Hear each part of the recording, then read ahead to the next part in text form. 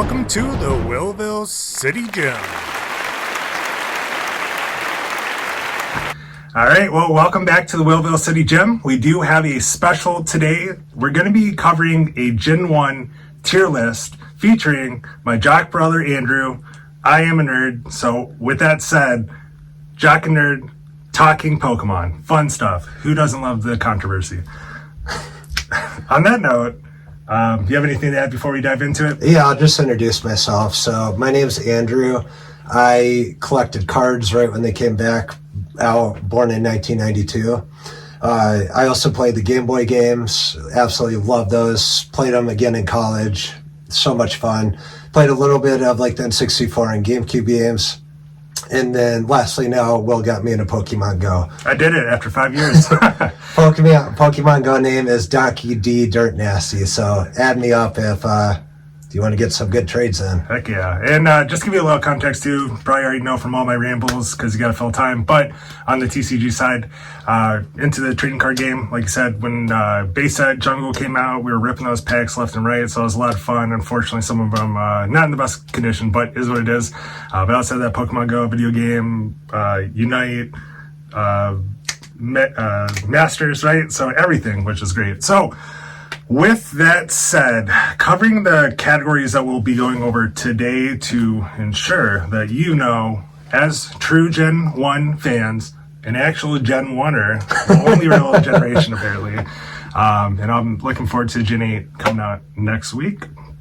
So with that said, we're going to cover icons, Hall of Famers, All-Stars, B-Tier, Cool Commons, Strange Pokemon, and the Abominations. Icons, we would call those really the top tier Pokemon you think of when you're talking about the most, the favorite of the favorite Pokemon out there, the ones that really shaped the game and really made Pokemon stand out as a brand. And stuff that our parents might know. So yeah, just the common person would probably know the icons we put out there. Charizard is the best. That's my dad. And then we have the Hall of Fame, which are really good Pokemon. They probably made some other side games, or on top of that, just are ones that people probably know as well too, but you're really excited to get. Yep. All-Stars are the very good ones, the ones that are notable, maybe not top tier, but very, very good, and ones that are fan favorites still as well. B-Tier is the ones you're like, they're good, but not to get too overexcited about. Yep. Cool Commons are the ones that you respect, but you're like, okay, maybe in Pokemon Go I'll catch them, maybe I won't. Stardust is really what's driving that, probably. Strange Pokemon are the ones where like, gross. What are they? Yeah, they're not quite an abomination, but they're like, I don't know what's going on here. And lastly, the Abominations are the ones that Pokemon should send to Professor Oak to send them to the grinder. No Pokemon were harmed in this. No Pokemon were harmed in the filming of this video. Yep. So how we're going to do this is we're going to put the Pokemon by number. We're going to go through each number, put them into categories, and then at the very end, we're going to tweak and actually do our rankings per category at the very end of the video. We'll also, to note is we're going to group all the evolutionary lines together. So we start with Bulbasaur, Ivysaur, and Venusaur. If we feel that they have equal power, then we'll group them together and there'll just be one Pokemon representing that entire evolutionary line. On the flip side, if we feel there's a disconnect in how people view different Pokemon in evolutionary line, we will split them up. Yep. Okay, so with that said, I feel like, granted, we're going to probably go in numeric order in general, but I'd actually like to start with Caterpie because everybody does know the starter Pokemon, as long as you're cool with that, right? With one exception. But then we can kind of back into it a little later. So unless you want to dive into just Venusaur off the start, we can go from there. I guess that would have been something to decide.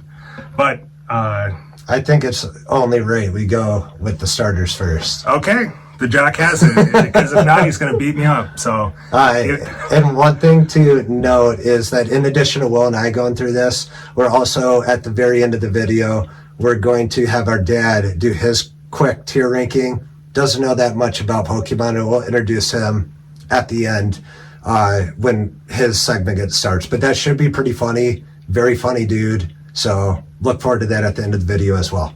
Alrighty. So, yep. So the first line that we're going to be discussing is Venusaur. So with Venusaur, I'll let you take the first crack at this, Andrew, since you are the Gen 1er. He is an icon, total beast. Nothing more exciting than getting a holographic Venusaur or even evolving one into one in the Pokemon game. Heck yeah. And on top of that, infamous grass starter, #1 in most people's opinions anyways, has a solar beam attack that just crushes people as well too. And on top of that, who doesn't love the anime episode when all the Bulbasaurs were chilling around that one Venusaur and they're all evolving together? So it's good vibes. And on top of that, again, everybody loves Venusaur. So starting off with an icon, Venusaur, and the Venusaur Line. Good for them. And plus, Ivysaur was in Super Smash Bros. As a character. Very true as well, too. Yeah, that's the one that popped out of the hospital, I think, right? And then... Oh, yeah, in 64. Yep, in 64. Oh, yeah, and had that... and even had an actual character to fight in the game. Yeah, with Pokemon. Brawl. Yeah, good point, because I don't even think you own that game. Do you? Nope. Okay, so look at that. See? Iconic. All right. All right, next is Charizard, and I will take this one right because I'm the one who owns the base set Charizard, which means stud. That I'm a stud. Tell them the story. Okay, so this is, are we talking about when the shop owner thing and whatnot? Yeah. Okay, so want to know how you can go from a millionaire to broke, and I'm not talking about buying Twitter. Actually, I'd be a billionaire to come broke, but point being is, I just think it was really funny. We all had these moments when we were kids where we're just trying to have fun. We're trying to show off and make all of our friends jealous that we're the Charizard ones. We're running the playground, right? So with that said, it was kind of funny. I cracked the pack base set in the store. And then the owner of the store, I just go, open up, see the Charizard. I'm like, oh, this is amazing. It's like the greatest day, like Christmas, but not. And then the shop owner, I'm pretty sure he was an older dude with a beard and a little scruffy. He was like, come over here. And then, from there, grabbed the card, put it in a nice penny sleeve, and then put it in a hard case. And he's like, keep it like this. And I was like, okay, and then took it out, I'm sure, right as soon as I got into the car. And, it would have been nice to keep it in good condition. It's still not bad, but it's not that $1 million Charizard. It's that $100 Charizard. But with that said... It's what happens when you're a kid and you open up cards. Yes. So, with that said, Charizard, we all know, is also iconic. And reason being as well too is that is one of the Pokemon that you think of when you know the Pokemon franchise. If you ask anybody what Pokemon do you know Charizard's at the top. Also featured in Pokemon Red, which was really one of the first games that were created for the Game Boy. Did you choose Charizard as your first Pokemon? I did choose Charizard as my first Pokemon. I believe I did too. I also probably played with Blue with Squirtle, but we'll get into it. Yep. And I do have an interesting fact I brought about the starters. So according to a Pokemon poll, one of the first ones you could Google, 46% selected Charmander, 30% selected Squirtle, and 24% selected Bulbasaur. So that'll probably foreshadow when we actually go to ranking them individually. That'll foreshadow how we categorize them. Yep. And the fun fact that some people know and some people don't is Charizard's typically not a good Pokemon for any type of battling. Whether it is the anime where he doesn't listen, flies away, does stupid stuff. In the card game, super expensive attacks for okay damage. Only had really that one Charizard Reshiram card in the Sun and Moon era, and that's about it. So lots of fun arts, lots of cool swag that comes with Charizard. All the stuff that makes him not a good Pokemon, and the fact that he's still at the top makes him iconic. Yeah, stud. Last thing to add about Charizard is many of you might see I'm drinking a beer. Of course, it's a lot of fun. So I specifically chose this one because it's an orange can, likes Charizard. It also is like a smooth ale, so everyone likes it. And it has a nice little spicy kick at the very end, like him breathing fire. Yep, exactly. So if you also need a beer recommendation, that would be the beer of the video. New Belgium Atomic Pumpkin. Delicious. Michigan respect, best beers. All right. All right, Andrew. So you got the Blastoise line. Icon, easily. Already said it. One of the first ones ever in Fix. Badass. Everyone loves Squirtle. Pretty sure it was like one of Ash's first Pokemon. So there's not too much more I can add. Plus those, I guess the last thing was those cannons on his back are sick. Yeah, they are. Mega. There's a Mega form. There's a Gigantamax form. There's been so many cool forms of Blastoise. Sets are always based around them.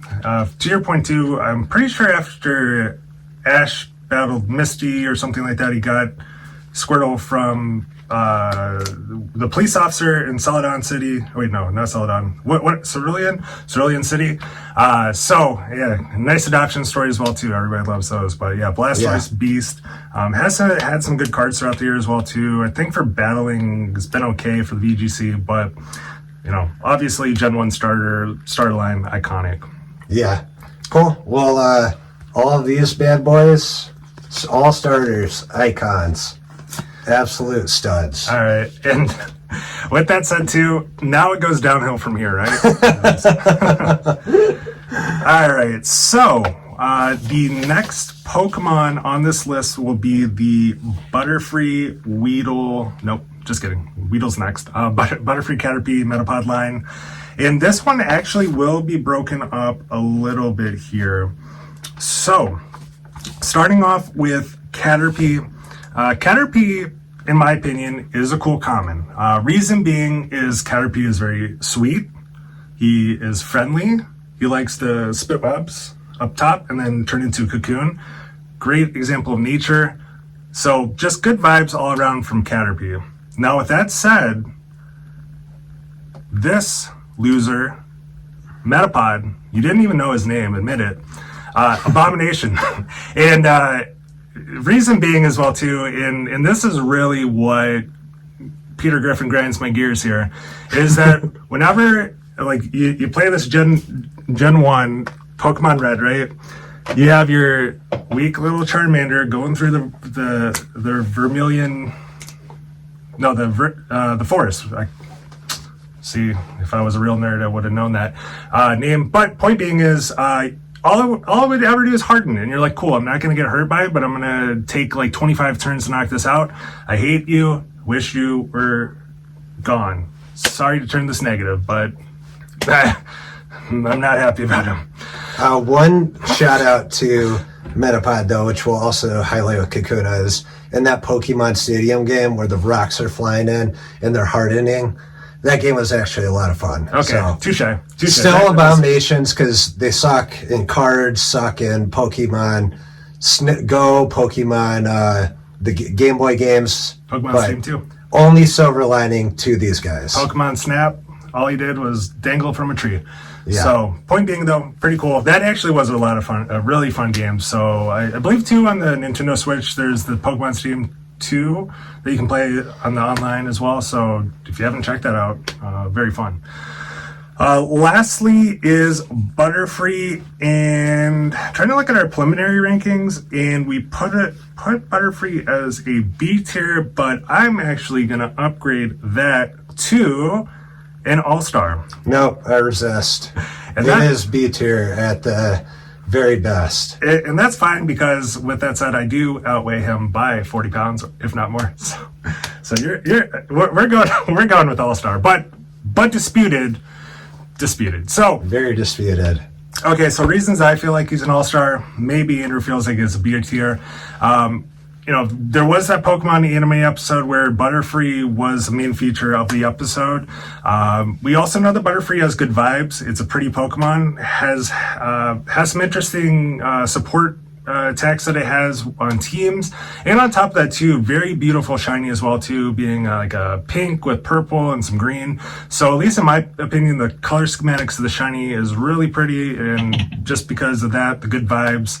Got a VMAX in the Sword and Shield era, so I think that Butterfree is actually an all-star. So Donkey D. McNasty will be taking care of the Weedle Kakuna Beedrill line. Yeah, so plain and simple, when you're playing the Pokemon Game Boy game, nothing is more annoying than these guys just popping up and attacking you. You don't want to catch them. You will get star points for just absolutely obliterating them, which is nice, but when you have to do it 100 times to get through a forest to a city, it starts to get annoying. So no one likes Weedle. Evolving to Kakuna, most boring Pokemon in the game. And then Will has some strong thoughts about Beedrill too. All in the leading to everything, it all being an abomination. And we're going to even throw all three in the abomination because I believe the three worst Pokemon in Gen 1. Dang, that's a little harsh. At least I don't know. This is my opinion purely. Okay, you know what? You're right. Abomination, disgusting, terrible. And actually, here's why. In my opinion, now that I think about it, I tweeted a while ago, which deleted my account. Not that it matters. On purpose. Beedrill had a card recently. It came out a couple sets ago in the trading card game, and you had to get 4 on your bench to do 200 damage. It was absolutely miserable time just using Beedrill on its own. And then on top of that, Kakuna Weedle pops out of the grass all the time. Just all in all, just an annoying Pokemon. So to that point, I actually agree. Terrible Pokemon. And I want all three in the abomination. I know we said talk about separating them, but we need to highlight how bad they are. They're smashed. Alrighty. And then it looks like on our preliminary rankings, we decided to put the Pidgey. Let's see. So we got Pidgey in one spot, Pidgeotto. Okay. Yeah, I'm good with that. So for Pidgey, we did put Pidgey in the, or I put Pidgey in the cool commons. I don't know if that's how you feel about him. Actually, because it's not an abomination, not strange. Like Pidgey's cool. Like, you know, very, very common Pokemon in the whole Pokemon universe. Sure, you can throw some little seeds to him, and he shows you some love, which is pretty cool. And it also does evolve into the Pidgeotto line, which is pretty iconic as well too. I mean, we can see even here as well, they made a pretty cool Mega Pidgeot card. Mega Pidgeot's sweet. Yeah, absolutely. And I'm assuming too, like mostly when you would have played Red and Blue, you would have caught a Pidgey off the start anyways. You probably ended up evolving it and using Pidgeotto for a good while as well too to support your team. So with that said, cool common, even though it's not necessarily people's most favorite. And we're going to lump the Pidgeot line into B tier. And the reason that it's B tier, it's not necessarily an all-star. I know that it's a relatively important Pokemon with an Ash's experience. But with that said as well too, there's nothing that, in my opinion, like really makes it stand out either as well to make it necessarily an all-star. Again, has had some good cards throughout the years, but as far as promotion, marketing, and whatnot as well too, it's just it's good, but not necessarily a highlight. Cutting the cake. Yep, and there he is. One other fun fact too that you guys may know as well, I think it was the Jungle set, but that's where like Pidgeotto, the Stage 1, and Pidgeot, the Stage 2, are both rares. You also saw that with the Dragonair line. So kind of interesting fun fact on that end as well too. So Pidgeot, B tier. Next up, everyone's favorite, Rattata. Abomination. Ooh, harsh. Easy choice. I don't even think we need to justify it. No one likes Rattata. We throwing both of them on there? Oh, yeah, easily. All right, there they are. So, and Raticate, I can't think of a single good thing about him. Yeah, I really can't either. I'm trying to think of all my experiences with Raticate. I did have that Hyper Bite, the one attack that knocks the Pokemon down to 10 hit points. There's actually been some good memes that has been done with the Rattata Raticate. I think I saw like a missing no, or it was something where they had what's it called? There's a held item that if it gets fully knocked out, it still stays 1 hit point. And then there was something where it was like Hyper Fang knocked the level 99 Pokemon down into 1 hit point, and then they used Quick Attack, which was quicker than the 99 levels hit point, and then or 99, And then it got a knockout, so it was like a level 1 beating a level 99. So pretty iconic on there, but outside of that, just a terrible Pokemon, and therefore, abomination. Alright, so moving on to the Fearow Line, we also rank this as abomination. And reason being is, I want to say, like, I can't even think of anything good to say about Fearow at all. It was another one of those really common ones that popped up, and I was like, nobody cares. Fearow stinks. And on top of that, too, I'm pretty sure in the anime episode, Fearow is being extra aggressive for absolutely no reason, and that's not cool. Yeah. So, Fearow, you stink, you're gone. Next is the Ekans Arbok line. I think this is going to be our first, nope, never mind. So, Arbok's kind of a badass. In the, I remember the cartoon, wasn't he a pivotal in the Team Rocket or some type of gym leader? It's not even on the card, though. What the heck? But nonetheless, yes. Ekans, Arbok, they're cool. Yes. I like them, easily an all-star. Yeah, that was GSC's Pokemon, I believe. Because like one had Weezing, one had Arbok, but it was like a Team Rocket staple, and that does make it iconic. Oh no, sorry. Everyone hates Team Rocket, but I thought they were awesome in the anime. Yeah, Team Rocket was funny. So yeah, it really introduced me to real humor. So all right. So on that note, moving on to the Pikachu Raichu line, and I forgot to do the card. Boom, Arbok. I don't think we. Oh yeah, okay, cool. Yeah, we did split these up in the preliminaries. So Pikachu, as we know, and we're gonna, I think we're gonna stack rank these a little bit as we go on. But Pikachu is an icon. It's obviously the mascot of the franchise. So it always gets a really cool card, despite it being. It's really the only basic Pokemon out there, or stage. Basic Pokemon that really gets a ton of marketing and press. Super cute.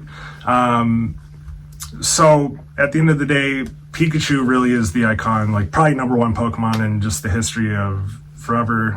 Pikachu is known to be obviously great temperament, very sweet Pokemon as well too. Ash is number one. Yep. Simple. And then Smash Bros had that sick light. Oh yeah, he was even a main character starting at the first game. First ever. Yeah. Everything about him is phenomenal. Yep. So, leading to Raichu though is. He is not as good as Pikachu. Still a great card, and we are putting him in the Hall of Fame because he's still really cool, but he's not Pikachu, so. Yeah, exactly. To Donkey Dander's point, I don't know, it's just a funny name. I love it, actually. The fact that it's Hall of Fame to evolution of Pikachu, it kind of gives that extra validity to just, the grind of Pikachu, and then working up to have even that stronger Pokemon. It was Lieutenant Surge's main Pokemon in that battle, and really had a pretty sick battle within the anime. So been known to been strong, has had some good Pokemon cards as well too. So there's just a ton of things I like about Raichu. No doubt. They're my cards. The OGs right there. Oh yeah, base set right there. So that's how you know we're for real. Yeah. We're not some posers. Not that you are, but somebody that you is. All right, so on to the Sandslash Line, which is actually, I think, one of your favorite Pokemon, right? From Gen 1? Or no? Yeah, I like, my name's Andrew, and like Sandrew, isn't that his name? Sandslash and... Yeah, Sandshrew, Sandslash. Yeah, so my name kind of is similar to Sandshrew. Fantasy sports teams have been based around him too. It's TMI at this point, but yeah, Sandslash, no doubt. Yep. Oh yeah, good point. I totally forgot about that. Oh, was that more of a baseball reference, like a bunt slash?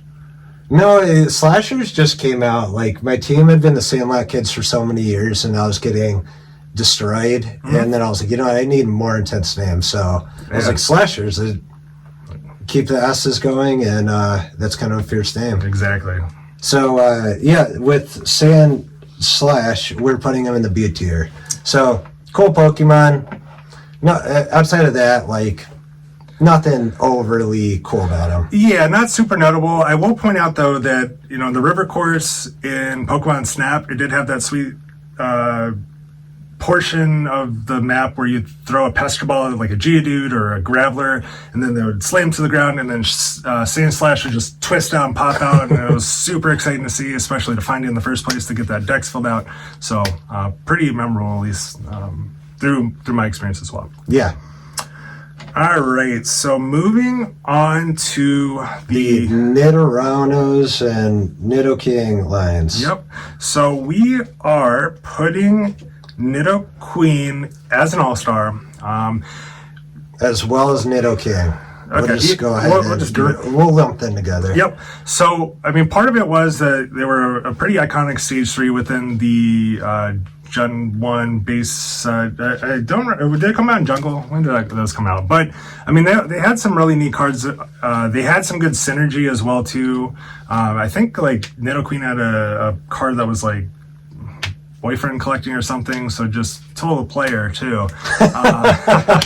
So, and then I do think it's pretty interesting too that their shinies are technically the opposite color of the gender that you'd attribute the colors to, but then That's pretty cool. But then the shinies reverse it back, where like Nidoqueen is like a purple pink color and then Nidoking's a blue. So it's kind of interesting how that works too. But either way, they had those really cool cards. They really stand out to us. I mean, friends at the playground had those shiny cards. They weren't giving those up unless you're giving up your Charizard, which.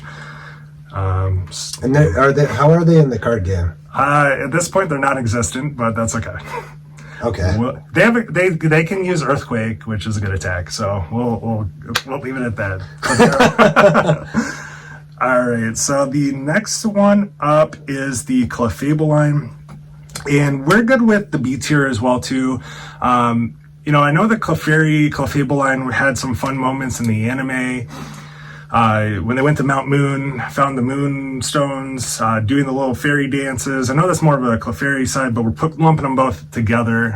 So Clefable also has had some interesting, moves throughout the years as well too.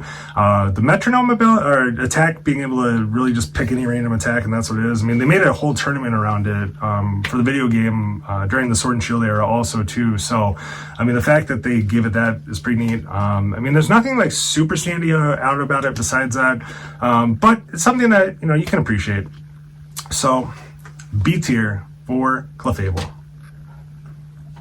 All right. Ninetales. 2 Chains. Don't copyright strike me. So we put we in our preliminary rankings, we put them in all-star. I'm not sure if it belongs there, but maybe Will can justify it.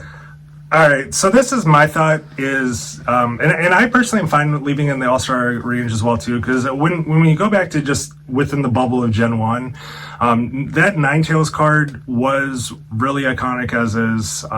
It had a really cool art. They ended up and I know we technically said we can't count this, but I'm going to. They ended up making it a Alolan Ninetales as well too for Gen 7. So enough respect to give it a different form, where it changed to like a fairy ice type. So there was some neat aspects about that, but I just feel like between the card and just the marketing branding behind it, I believe that it's an all-star. Simple as that. I mean, probably a low all-star. One that maybe was on a like MLB All-Star Game type where you just pick one that's from a team that stinks, but point being is still an all-star. Yeah. We had some of those with the Tigers recently, so you know what we're talking about, Greg. So Nick Castellanos. There you go. Perfect. Exactly. Yeah. Exactly. Good, but not. Yep. And Vulpix is really cute too, right? Okay, so Jigglypuff. Yeah, this is a big one. Yeah, and with this one too, I'm trying to think if we should split this or not. But for now, we're just gonna put. Actually, no, we're gonna leave them together. So, I'll let you do this one for now. So we initially had them in the All-Star category. Is there any reason we wouldn't have him in the Hall of Fame? I'm good with moving it to the Hall of Fame. Okay, so I think how you can justify the Hall of Fame is I can literally sing a song, Jigglypuff, Jigglypuff. So really stays in your mind. He has a Smash Bros character, which is really cool. Agreed. And yeah, I just think he is a very recognizable Pokemon. Obviously, nothing too exciting about him with his card, or even Wigglytuff isn't that cool, but I think he belongs in the Hall of Fame. Yeah, and I will add to Andrew's point with the singing side of things. I mean, it is very memorable because it popped into so many different episodes. You can find some compilations of YouTube, just search like Jigglypuff funny moments, and you'll find them, which is pretty funny that, people attribute. I mean, that's why people like Pokemon to an extent. It's just because there's some relatability to people's lives. But point being is, everybody loves the fact that Jigglypuff goes and sings, and then gets super offended when everybody falls asleep, and then writes all over people's faces. Which maybe that's what happened with the college people that would get pass out drunk, and then they have stuff all over their face. Maybe that was inspired by Jigglypuff. But that aspect of it was a cool tribute to Jigglypuff. Also, to that slap attack and Smash Bros can always do a little damage if you hit it right. So, Jigglypuff is indeed. Yeah, that falling asleep attack. That was like as strong as the Captain Falcon punch. You just got to make sure you're real close. Yeah. Alrighty. Next up, Zubat. Zubat Golbat. So, boom. Let's see, where are we thinking about putting these guys? So we put them in B tier. B tier. Because we're not counting its third evolution. Yeah, we're not talking about Crobat. Yeah. Yeah. He's excluded. Which we'll cover in Gen 2, which is fine. But yeah, I mean, Golbat is a good Pokemon. I know with Koga Gen 1, that was one of its like featured Pokemon. In the like cave episode, I think there's a million of them. Yep. And probably even Pokemon Snap. There is Zubat in the electrical cave. Okay. I'm trying to remember. I don't think I made an appearance in Pokemon Snap 2, but it was definitely in Pokemon Snap 1, which was pretty neat because there's only 60 some odd Pokemon that made it. So, 40% of Pokemon made it. That line was part of it. So overall, cool Pokemon. Supersonic. Like I catch him every time I see him in Pokemon Go. Yeah, absolutely. And he's hard to catch, which makes it even more fun. Flyers everywhere. Throw a Nana Berry at that bad boy. So, you Nana Bear him? You ever Nana? Is that the pink one? That's the one that's like a banana. The yellow one? No, it's like... Oh, no, I discard those to make room for other inventory. Yep, that's why he's a jock and I'm a nerd. I hold on to those bad boys for those moments. Alrighty, so the next one up is the Vileplume line. And with that one, we did put it in the All-Star tier. Main reasons is, and we're throwing the whole line in there as well too. I mean, Oddish is a little bit annoying, but I'm sure everybody remembers that did play Gen 1 or has used Oddish. That Absorb attack was actually kind of fun as well too, because you're like, oh, Oddish stinks, but then I'm going to Brock's gym. He's going to wreck my Pikachu in Pokemon Yellow, but, I don't know. Maybe Oddish is what's gonna fix that. But outside of that too, I do think it's kind of funny as well that Erica, for the grass trainer, her top Pokemon was a Vileplume, which is pretty neat. So whole gym is based around like the Vileplume line. Gloom, the fragrance of Gloom, was used to make the perfume for the Celadon City Gym. I think I got that right. Trivia.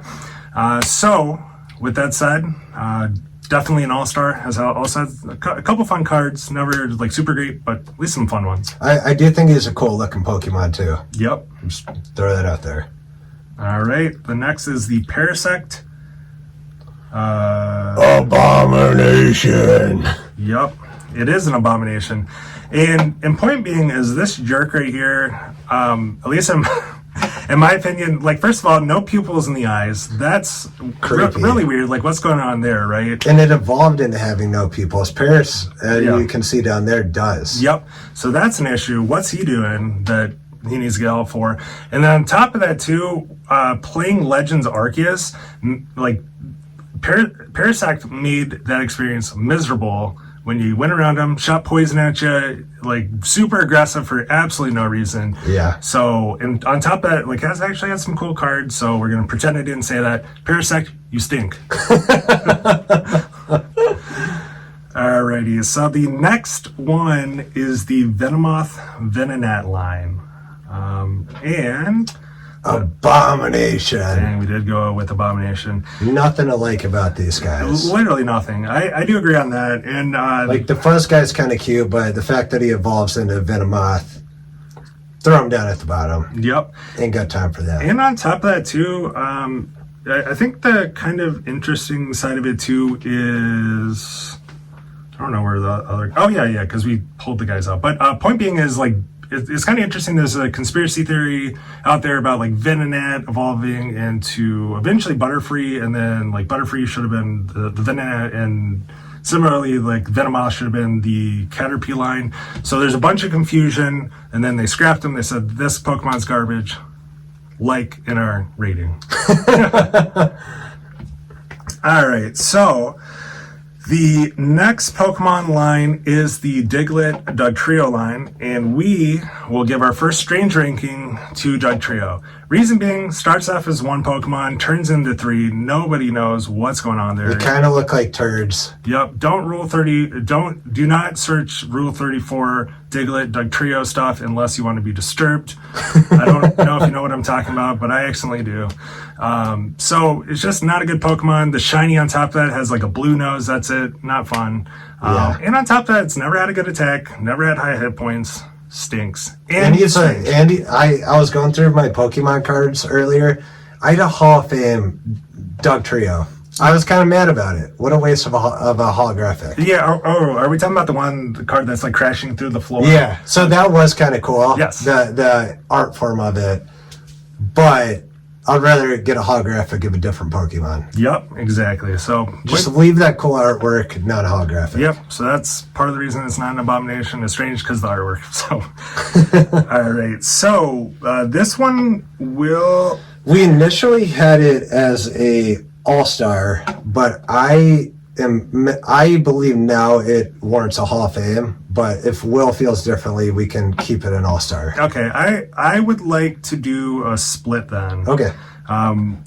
So yep. So you may be alluding to this, but Meowth was really the only Pokemon that's spoken in actual human spoken language. Wait, remember all those annoying Dragon Ball Z, or what was it? Was it Dragon Ball Z where there's a specific type of card game when we were growing up where the kids were like, oh, they actually talk. We're talking about Digimon? Yeah, Digimon. So all the damn kids that didn't do Pokemon are like, Digimon, the characters actually talk, that's why they're better. And it's like, no, bro. They're weird cyborgs. Yeah, Pokemon are the best. Yep. So Meowth carries the team. He talks in English. Yep. Can't use that as your justification. Yeah, and also like featuring every episode of the anime, that was the main character of Justin James. Team Rocket. Everyone loves Team Rocket as much as you hate them. Exactly, and I think it's kind of fun too. Like Meowth has this coin on its head, has this like payday attack where you get some money, and would definitely be like if my dad lived in the Poke world,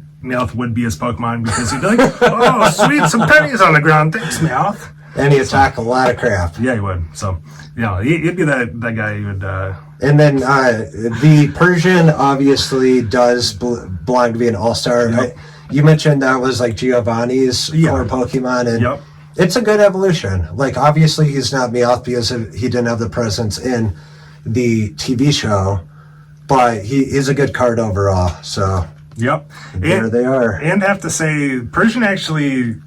provided one of my longest win streaks in Pokemon Trading Card Game Online. Got 15 wins in a row, though my top is 18, so that's why you should also follow the Willville City Gym to follow my Pokemon videos.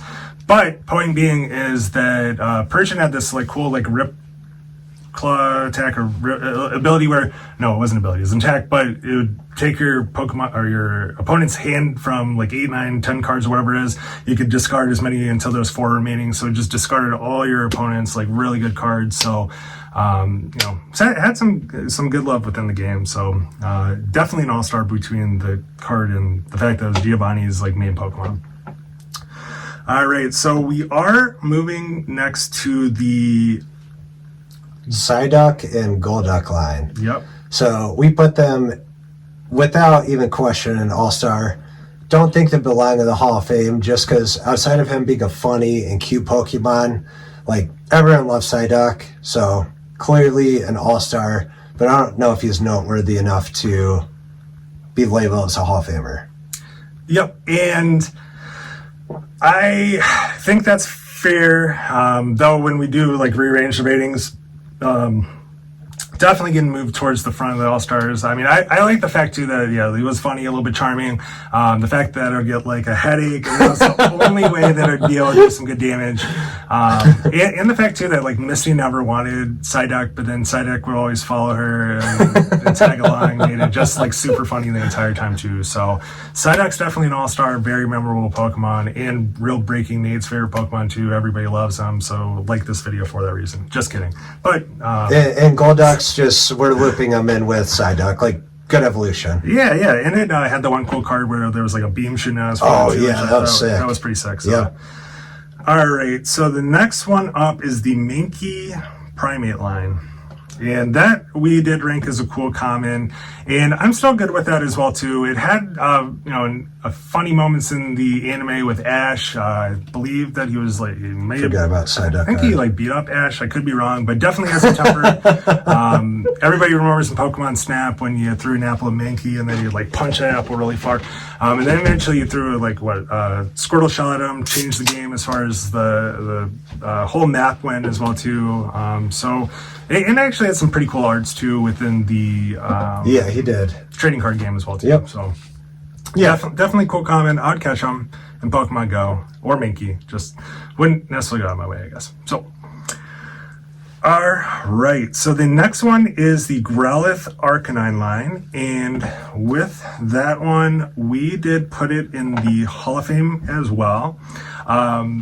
The reason it is a Hall of Famer in part was this actually would have been the first legendary until they decided to go with like Mewtwo, Mew, and then the legendary birds. It's known as a legendary Pokemon. I think in the trading card game as well too, had pretty high hit points in the Blaine's Arcanine card and could hit like 100 damage, knocking out everything in that.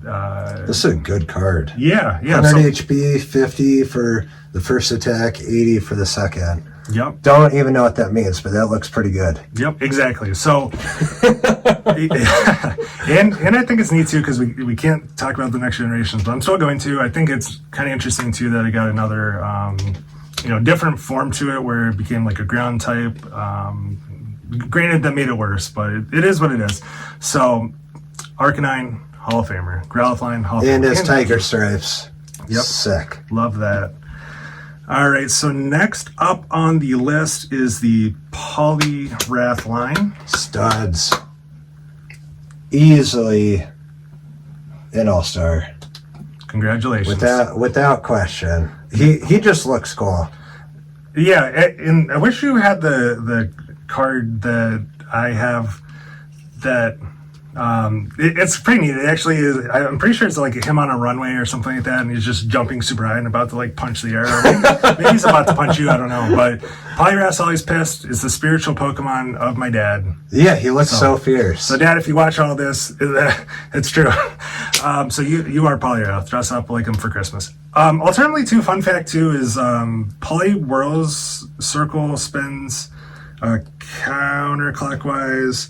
Poliwhirl spins clockwise, and then Poliwrath spins clockwise. So it's just kind of interesting how the spin does change as well too. So fun fact, if you did not know, it's also intestines. Word. Nerd. All right, so up next is the Alakazam. Everyone's favorite. Woo! Yep. So Alakazam is in fact a Hall of Famer. We know, first of all, that I'm pretty sure Sabrina had a Kadabra. I don't remember if it had an Alakazam as well too, but the fact that it could like bend spoons and do psychic stuff, there's always, they got a Alakazam V.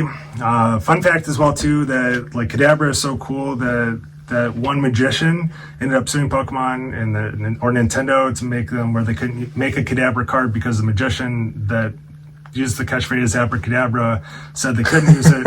So Buddy's back now and he said he's fine. So we'll see whatever happens in the future. But it's a fun one on that end. And also a fun fact as well too is like Abra has the highest flee rate as well too when trying to catch.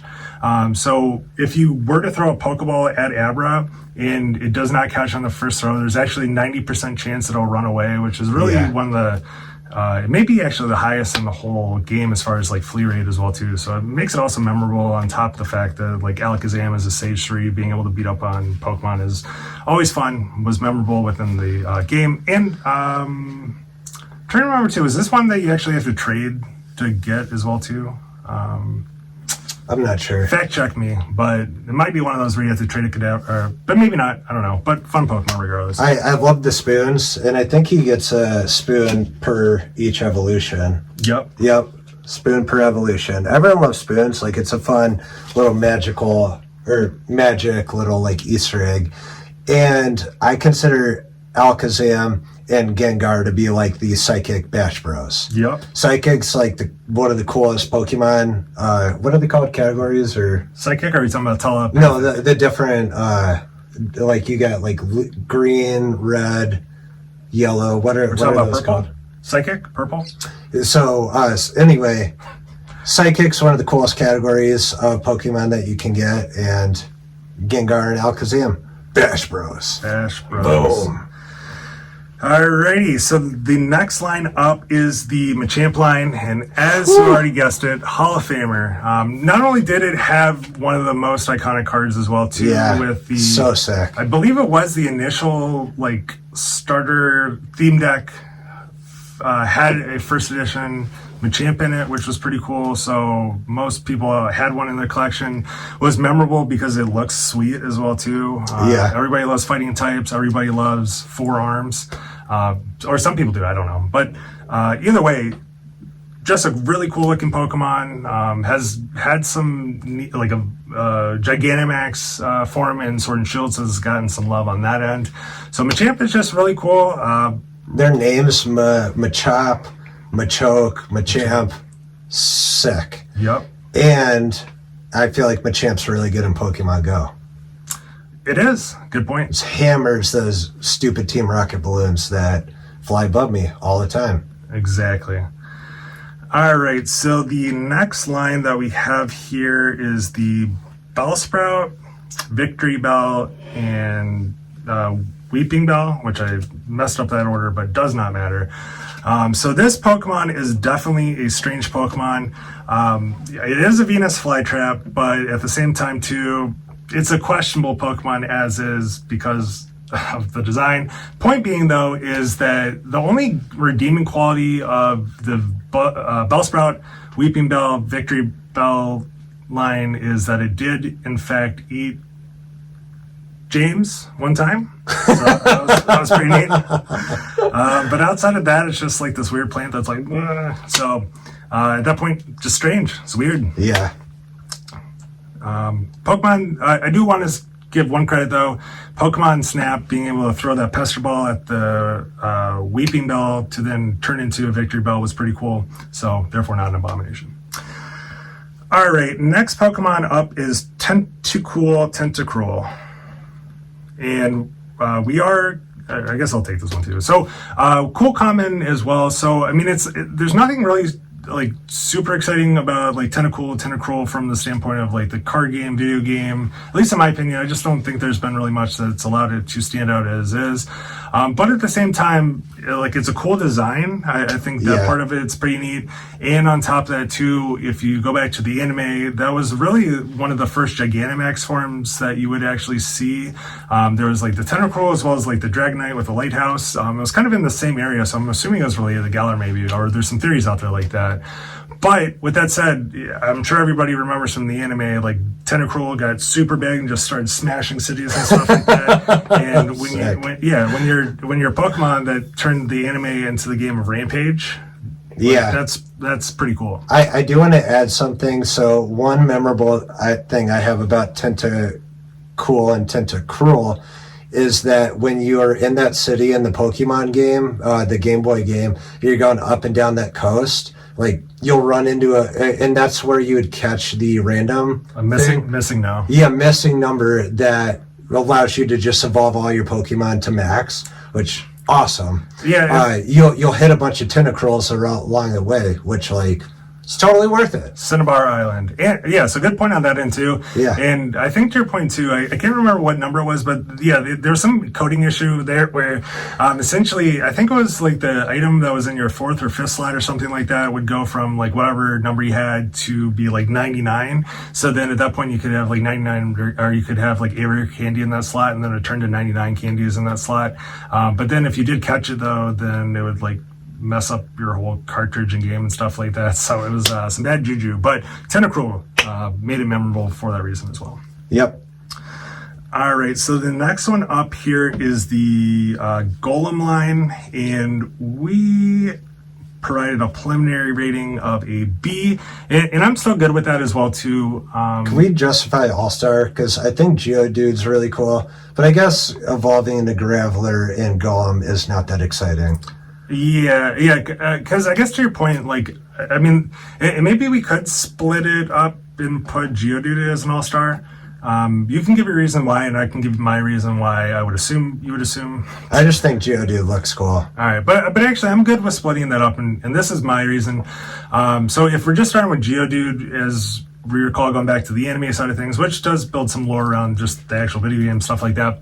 Or actually maybe the video games drive the anime. It might be both. I don't know. But point being is Geodude is one of Brock's, famous Pokemon that it bonded with and whatnot as well too. So if you go back to just the anime and kind of building the canon of Pokemon, Geodude is pretty popular for that. Has had some feature, the feature in Pokemon Snap, as I mentioned earlier.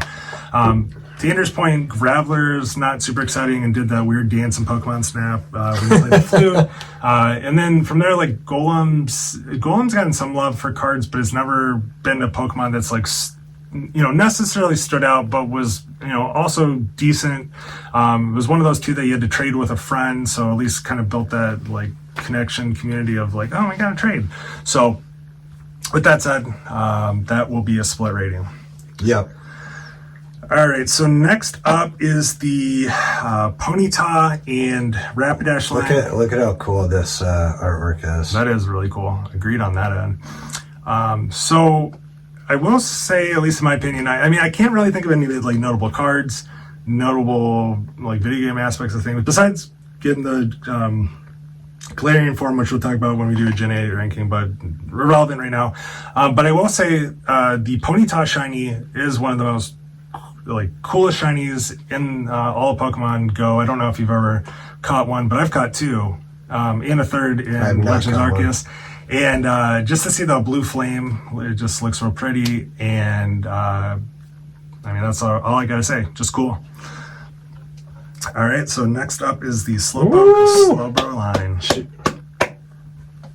So goes right in line with Psyduck. Just another funny Pokemon that's really cute. Everyone loves him that's a fan of Pokemon. Yep, absolutely. So yeah, the fact that it's slowed down but also fun, pretty neat on that end. I do like too that the mechanic on like Slowpoke to Slowbro is like Slowpoke, like chilling by the water, like doing whatever. He dips his tail in for whatever reason, nobody knows. But like maybe the cool off, that Shelter just comes up and is like, I want to eat you, and then there it is. So then Shelter plus Slowpoke is Slowbro. I initially tried to justify them being split between All-Star and B, but I think that evolutionary line is fine, both being considered All-Stars. Yep, perfect. So the next line is the Magneton Line, and we felt that Cool Common is the route to go for this one. That's another one that did get some love later on in Gen 4, but at the same time too, I think that, when they went to the power play in the anime episode, there were some fun aspects of that end. Magnemite seems like it's kind of like a timid Pokemon, which is kind of interesting, but then collects together to become Magneton? Magnetite? Oh, yeah, that one. No, Magneton. Okay, there we go. Got it right. And then, I thought it was kind of cool, too, that in Pokemon Snap, you had to throw an apple to make all the Magnemite come together to be a Magneton, and that's how you caught it. And without doing that, then you wouldn't be able to take a picture of them. So, cool common. I would catch it. Yep. All right, the next is Farfetch'd. Abomination. What's your reason it's an abomination? Just a very unexciting Pokemon. Just nothing cool about him. Not excited to catch him. Not excited to have him.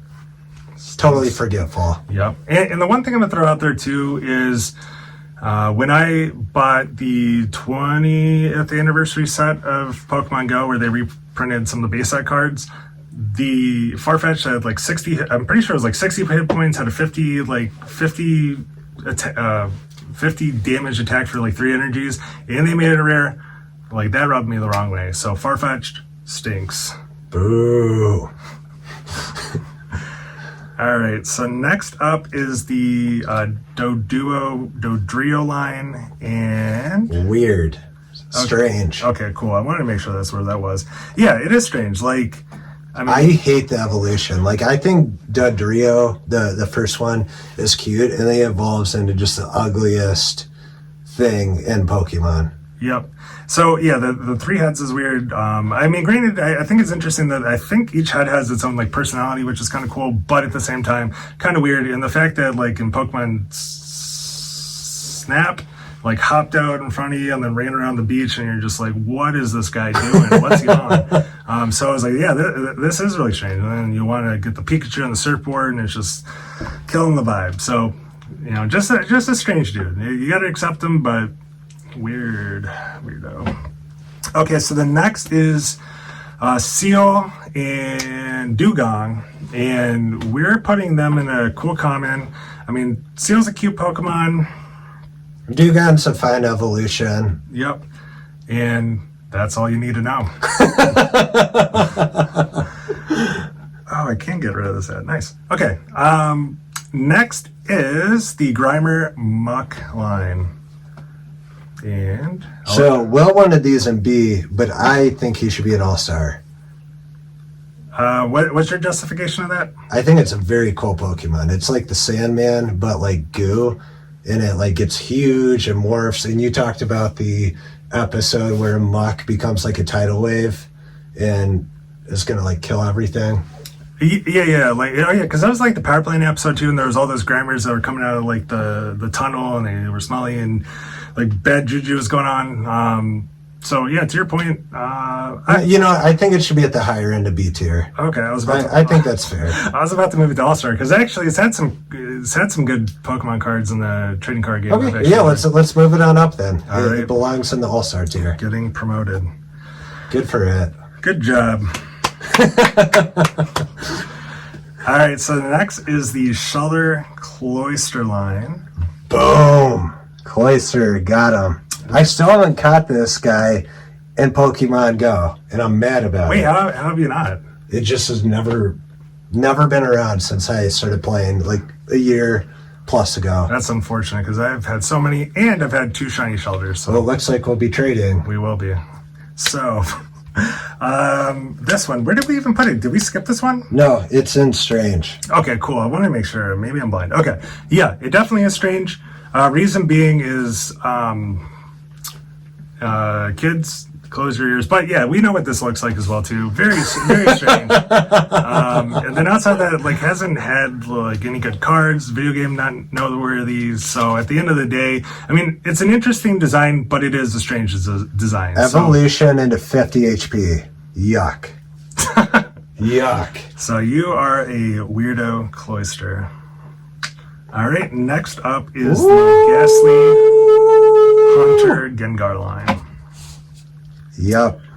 So I think it should be an icon, but if Will feels that it should only be the Hall of Fame, he has to justify why. Wow, put me on the spot. Okay. Okay, the reason that... Okay, I want to just leave it at the Hall of Fame because, like, granted, to your point, like, or maybe what your point will be is that, like, Gengar has gotten a lot of love throughout the years. Like, not only is it on a lot of the marketing, like, it was cool with the trick-or-treat packs that came out for the Halloween this year, has had some really cool cards throughout the years. In the anime... it's the face of the Psychic line? Yep, face of the Psychic line. Haunter's cool, Ghastly's cool. You get excited anytime you see any of those three. Yeah, but with that said, though, I just don't feel like it's up to the same like level and love as like Pikachu, Blastoise, Charizard, Venusaur. Like it's close, but I mean, I personally can't justify it. So, yeah, well, I think you made a compelling point. Well, all right, fair enough. Hopefully that was. Hopefully I'm not just railroading you on that one. No, just kidding. Okay, we're good. No, I agree. Okay, so next up is Onyx. And Woo! There we go. We know where he's going. All-Star. All-Star. Easy. Such a cool looking Pokemon. Yep, big rock snake. Everybody loved him on that end. Yeah. Brock, fan favorite as well, too.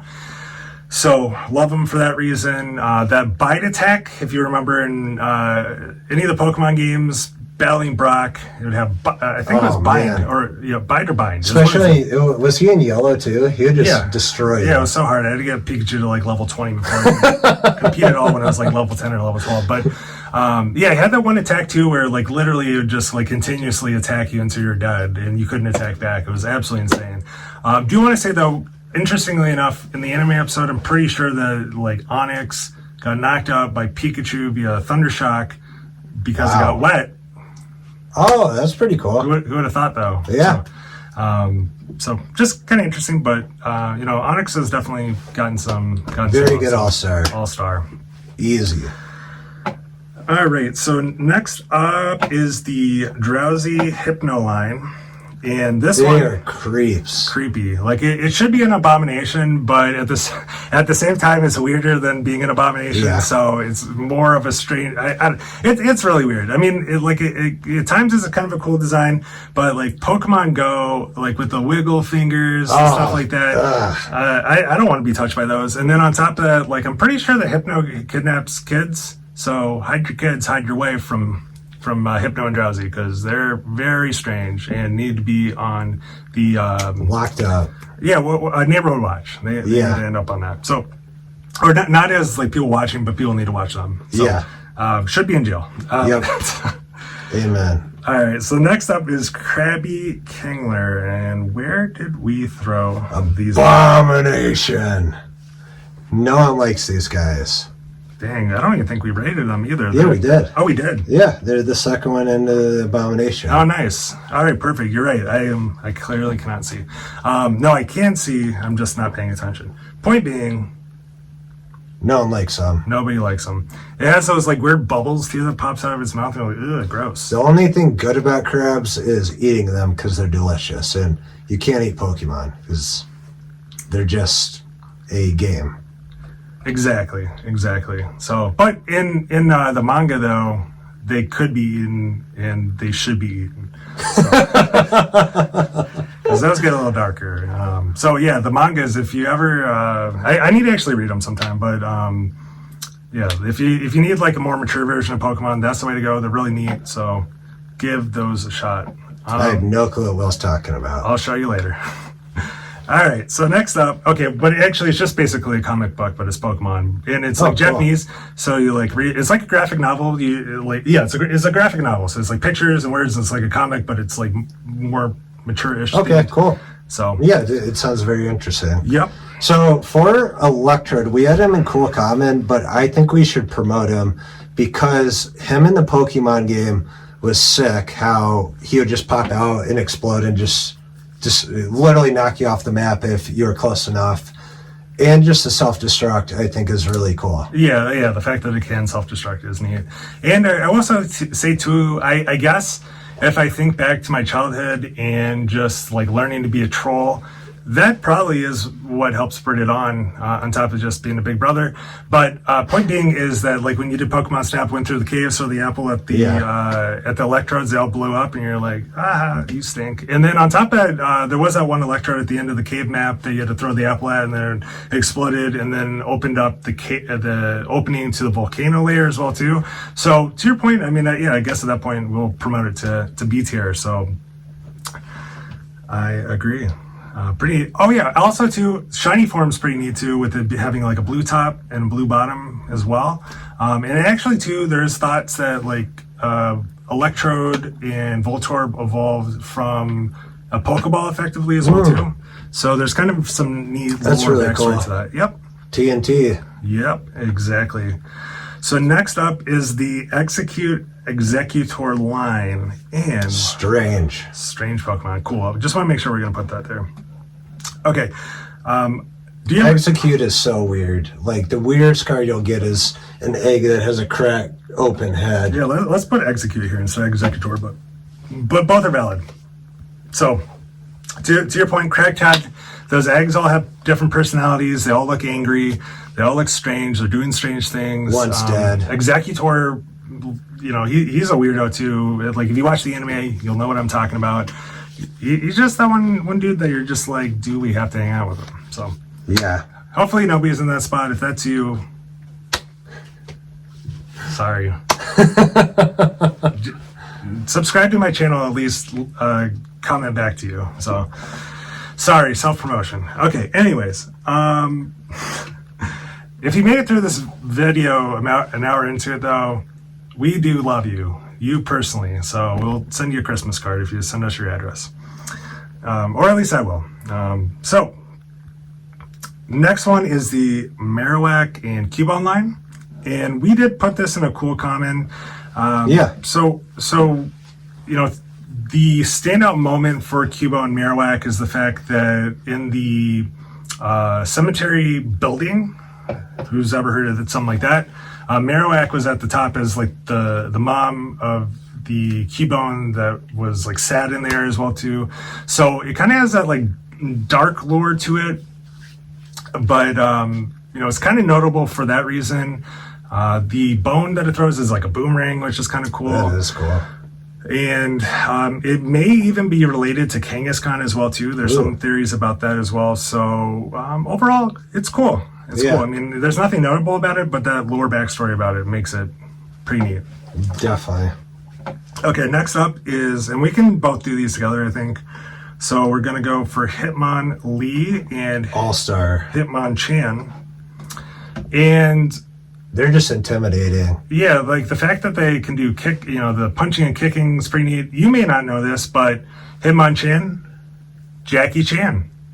Hitmonlee, Bruce Lee. Oh, wow. Yep. That is very cool. Yep, and at least in the video games too, you get these Pokemon through battling in that one side gym that's not related to a Pokemon trainer, but you go through, beat those martial artist dudes, and you end up getting to pick either Hitmonchan or Hitmonlee. I remember that. That was so cool. Yep. I feel like I always pick the Hitman, whoever kicks. Hitman Lee. Yep. And then Hitmonchan also too was one of the more popular decks during the initial block of Pokemon. Had a really good attack for one fighting energy. And also like Electabuzz, which we'll talk about later, was another one, but then was weak to Hitmonchan. So it's definitely got some love in the video game, so it's fallen off a little bit. I'm pretty sure in Smash Bros, there was a Hitman Lee that would like jump across the arena and kick everyone in its path and just shoot you off the map. So that was also another fun highlight of them. 100%. So good, yeah, good point on that end. All right, so the next one's Licky Tongue. Ah, what a freak! Yeah, that tongue needs to stay in its mouth, like, and then on unless it's a dog. but hopefully not that much of a lick though, right? Yeah. And I think the funny thing was too that like with the Pokemon movie that came out, Detective Pikachu, a couple years ago, like the Licky Tongue ended up like licking the one dude on the bus, and like people were kind of grossed out by that, and they're like, that was inappropriate. So I don't really know the full backstory on it. I should have read the article more in depth, but point being is, obviously, Licky Tongue is disgusting. You didn't watch the movie? No, I did watch the movie. I'm just saying I don't remember why people were so uptight about Licky Tongue. I think somebody outside the fact that it's weird and gross and strange. The shiny is also yellow as well too. Don't know if that matters, but fun fact. If this video gets 10 likes, I will lick Will in our next video. So I'll do it. You know what? I'll agree to that. Yeah, Well, you don't have to agree to it. I'll just do it. Okay, well, that's... okay, fair enough. If we do get 10 likes, 20 subscribers, I'll lick Andrew back. No, hold on.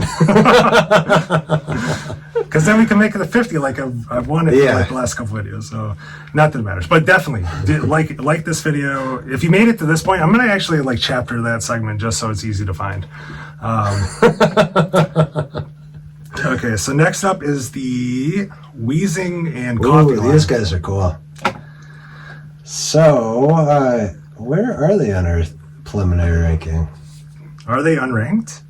I think we might have missed them. So, these guys are, I would say, in between B to All-Star. I do think they look really cool, and they have unique abilities. Their cards even look cool, but Will might be able to justify his thoughts further. Yep. So All-Star is a pretty easy category to throw in my opinion.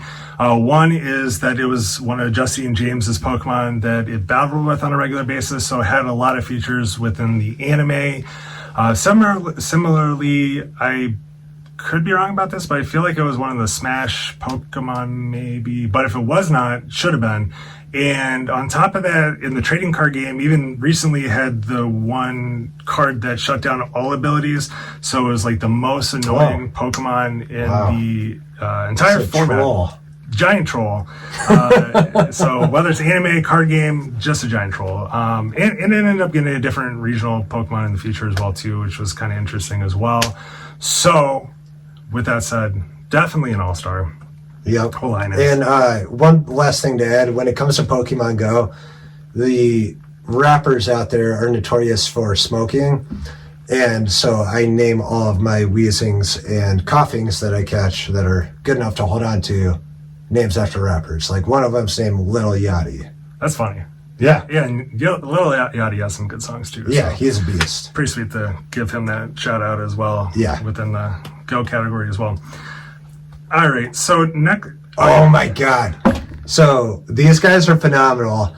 Will and I, like the first pack of Pokemon cards we broke, Will was using the, there's Rhydon and then what's his name? Yeah, Rhydon and Rhyhorn. So Will was using Rhyhorn. He got the first pick every single time we played. He was using Rhyhorn and just destroying me.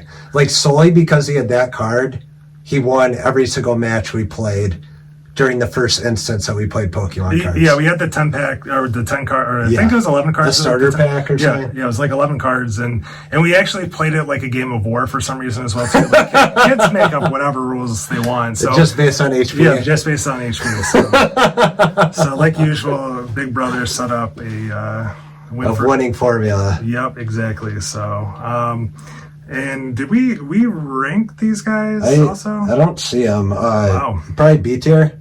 Yep. So I'm good with B tier, and because not considering the third evolution. Actually, I do want to put an all-star, and actually here's why.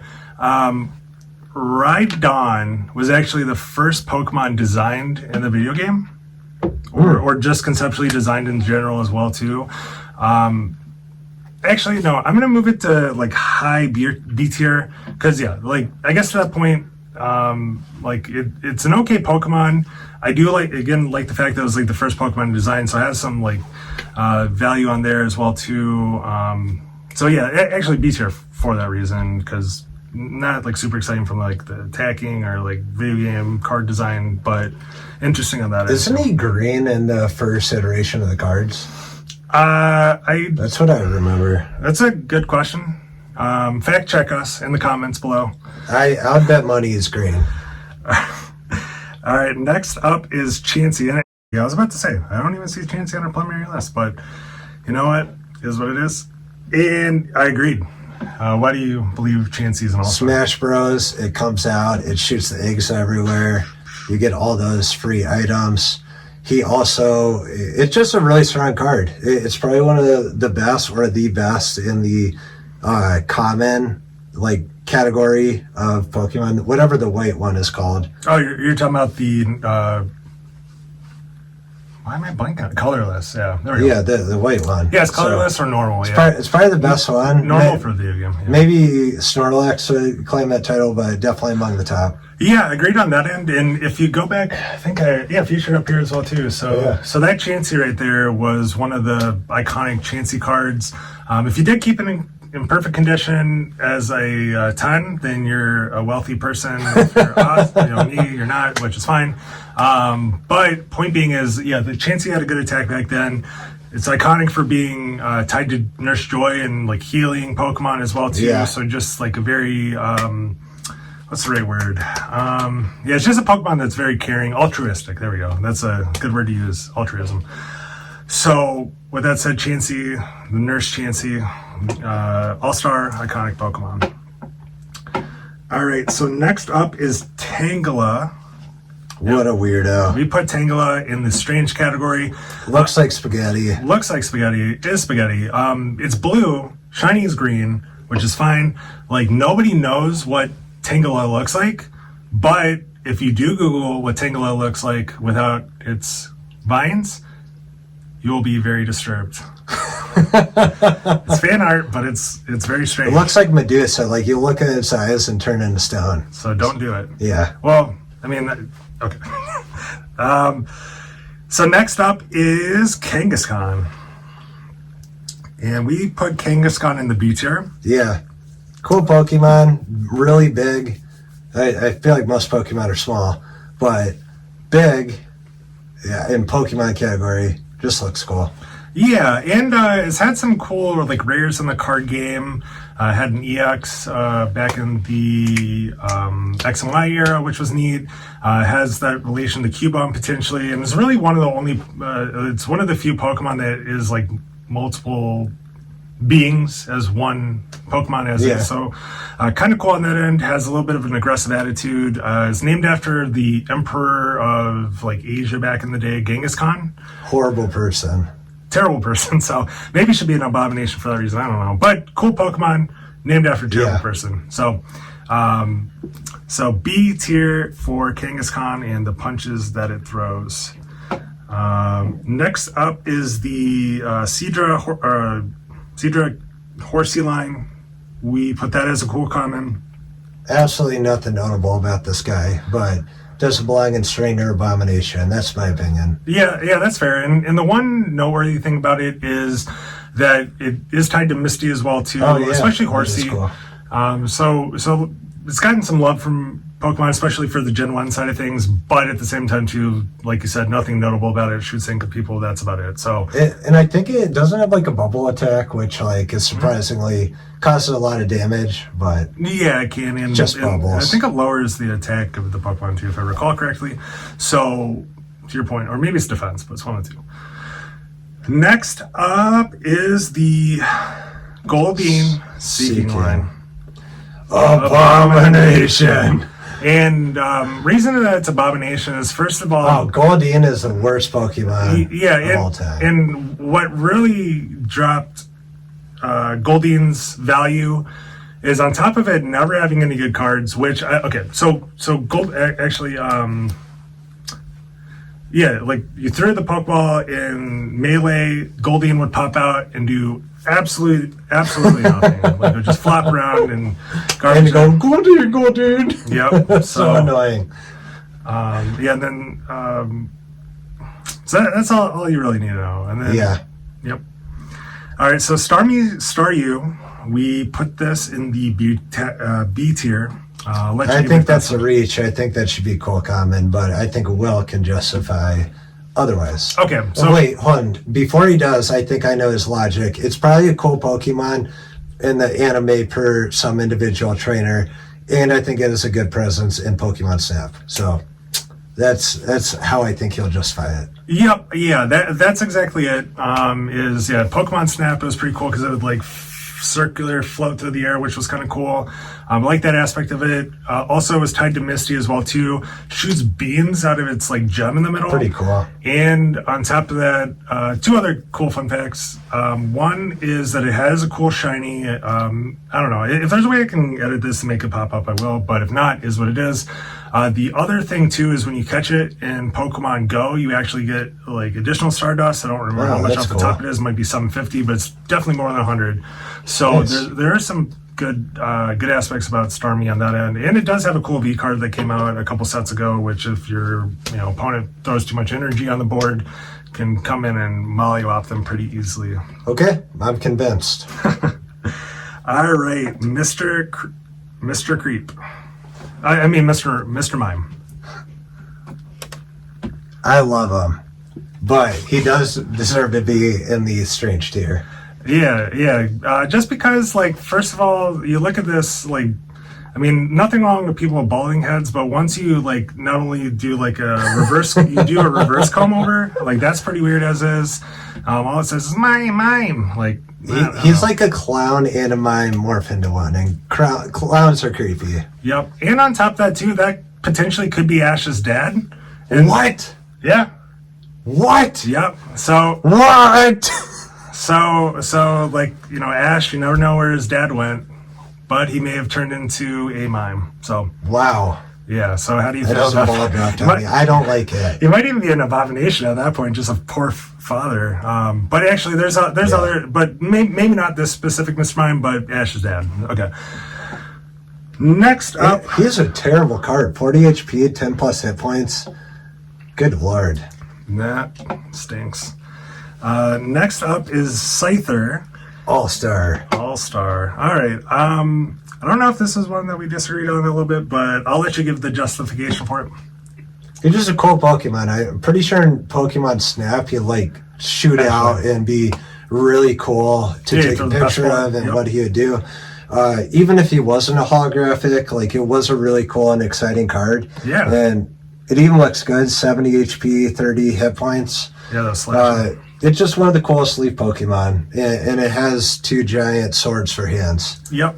And in the initial card game as well, too, that Scyther was actually pretty decent. So, and probably actually one of the cooler designs. Yeah. And, you know, again, this is kind of breaking the mold a little bit, but did end up getting like 2 split evolutions. And at that point, you know, like this is the representation of paper. It has evolutions that are like rock as well as Scizor, which is metal. So it actually forms this like rock, paper, scissors trio, which is kind of cool as well too. So actually for that reason, All-Star actually makes sense. I like that. Good points. Jinx. Strange. I wanted to say abomination, but yeah. Strange is where it's at. Kisses. Yep, the kisses. Creepy. It initially, there's some controversy around Jinx as well too. I don't know what color is that card. Is it? Because it started off a little darker, right? So there was some racial potential issues that relates back to the early 1900s in America. So there's some tie-ins to that, which also might make it borderline abomination. But they did fix it with purple, make it not look as questionable. Shiny is alright, but all in all, it's just a really weird Pokemon with the kisses. It just seems like that's one where you're just like, please don't get anywhere close to me with that mouth. So it is pretty good. 70 HP, 10x for Double Slap, and 20 plus for Meditate. So did get a baby Pokemon. Not that it counts for this ranking, but fun fact. Yeah. All right, so next up is Electabuzz. And Electabuzz, where do we throw this bad boy? We put him in Cool Common. So good presence in Pokemon Snap. I'm pretty sure it's the first person you see just walking around like a lug, and you can just nail him with an apple. Yeah, you're right, actually. In that electric level. Yes, correct. And he just has a cool design. Like, nothing special about him. One more fun fact, though, about that Pokemon Snap side of things, though, is that was also, like, if you recall, there was those, like, signals that allowed you to go, like, get to Mew at the cloud level at the end. And I think that was the first one that kind of allowed me to know, because this was before the internet, I think. Oh, yeah. Or maybe it was dial-up at the time. I don't really know. But there wasn't all this, like, easy way to find out how to do stuff. You either had to buy, like, the walkthrough, or you had your friend, or maybe you accidentally stumbled upon it. So, I mean, that's how we got good at video games, too, is we accidentally stumbled upon a lot of stuff and figured stuff out. Yeah. Not that you can't now that way. But point being is, like, that was the one, too, you threw, I think, the Pester Ball at the apple or whatever, and then it sent that shock into the generator, which gave that, like, was a pincer looking thing that the light was shining onto the metal, the objects, which then gave us pincer outlook, and then it's like, oh, that's a sign. And then that's how you're like, okay, I gotta look out for these two. So, and also in the card game was one of the best decks in the initial format as well. I believe the last time we talked about it, you mentioned that he even had a holographic in the first iteration, which, like, that's notable. Yeah, it definitely is. So, cool comments for now. We'll probably move them closer to the front, but to be determined. All right, so next up is Magmar. And Magmar is a strange Pokemon. Main reason is... Worst fire Pokemon. And it's kind of funny because I think I brought this up when we were discussing this ahead of time, but I'm pretty sure its French name is Boober, and if you look at its head, you would understand why. But on top of that, too, yeah, it just kind of reminds me of what was it, Little Nicky with Adam Sandler? Yeah. So that's the real version of that. So outside of that, though, I just can't think of anything good about it. On top of that, too, I just think it's funny that was another Pokemon that you'd troll in Pokemon Snap, where you'd like throw apples right in the middle of it, and then they would both like spit fire at each other and knock each other out. So just not like just a weirdo, just very strange. All right, so next up is Pinsir, and Pinsir. Did we give that one out? Oh yeah, we did. So we put Pinsir in the B tier, and justification for not as cool as Scyther. Yeah, so not as cool as Scyther. Oh, we didn't bring this up about Scyther, but relative to Pinsir now, there was that fun Pokemon Stadium game where like Pinsir uses top part and then Seether. And then there was this log that like fell down the screen. And there was like a red line. You tried to. That was really cool. Yep. And then also on top of that, my first ever rare Pokemon card, which came from the pack that Andrew mentioned earlier. So Pinsir was actually my first rare and first holographic at the same time, which was pretty neat. So it stands out for me. The shiny is actually pretty cool too, because the horns are actually like a gold color, and then the body is purple. So it's a good color scheme. Pretty neat on that end as well too. Gets a mega form, which is pretty neat. And it sounds like you're talking up to be an all-star. No, not an all-star, but I do appreciate the thought behind it. So, I mean, maybe like a personal piece of me would put it as an all-star, but conceptually, I think it's cool. But B is probably high end of the B. Yep. All right. So next up, as far as the Pokemon lines, is Tauros. And we threw Tauros as a cool common. Do you have any reasons to put it as a cool common? Chicago Bulls, D-Rose. Just because it's kind of like a ball. Easy. Oops. It's just a cool Pokemon. Like it has a cool design. It's one of the few that are actually based off an actual animal. So yeah, overall. Three tails. Shout out to the Puckle podcast giving out green Tauros badges, which is the color that Tauros is. I really like the GX card as well too. That was pretty neat when it came out in that base set in Sun and Moon. And spoiler alert, mute your mic if you don't want spoilers for the next 10 seconds. But it's getting a form in Gen 9, or a couple different forms in Gen 9. So you're allowed to mute unmute it now. Spoiler free. So kind of cool on that end though. Next up is the Gyarados and Magikarp line. Ooh. And we put that. Yep. Oh lordy. So we put them in the Hall of Fame, obviously. Hall of Fame.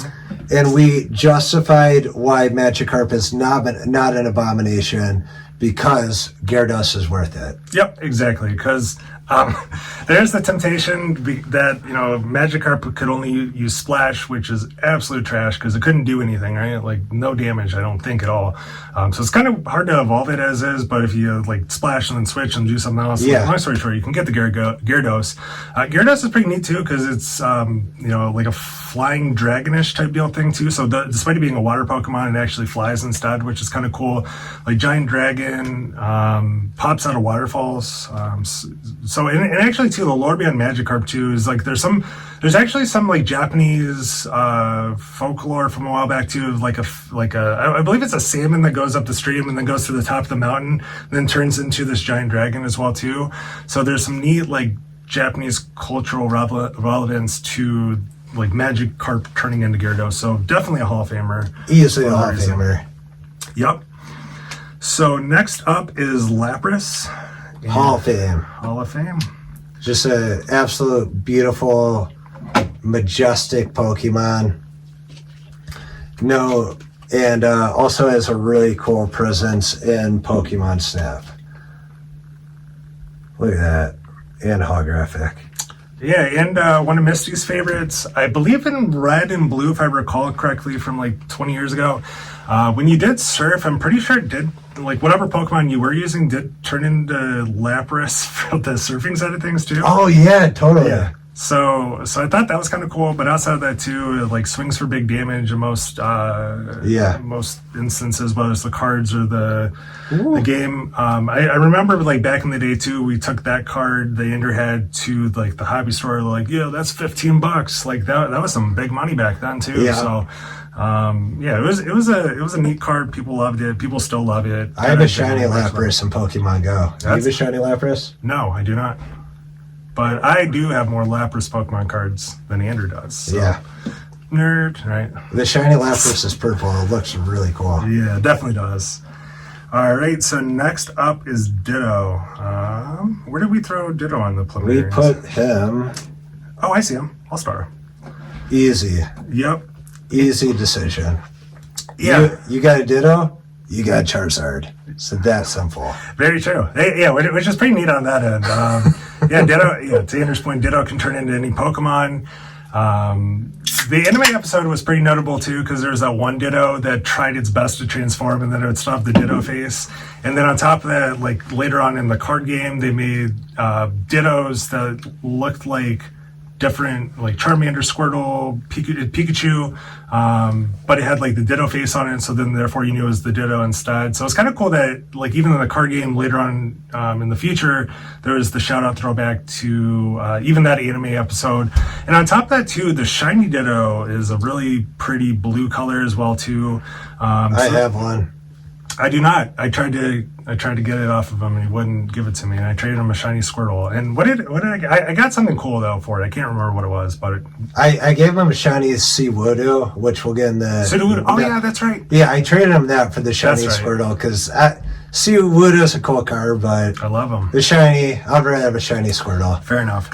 One additional thing I want to mention about Ditto is he does look like that glove pop when you chase the ice cream truck. And they'd have SpongeBob. They would have all these different different selections. There is the red glove pop with the little like gumball in the middle, and that's what his shape reminds me of, which like brings back good memories. Oh yeah, since I'm a jock. Everybody loves nostalgia. Yeah. So obviously I choose the baseball team ice cream. All right, so we're gonna end up split ranking the evolutions, though they are gonna end up going into the same category anyways, but I mean I just feel like they're Hall of Famers enough on their own. No, Eevee is an icon. Oh yeah, that's right. My bad. Yeah, obviously. Right. Oh yeah, you're right. Whoops. Good point.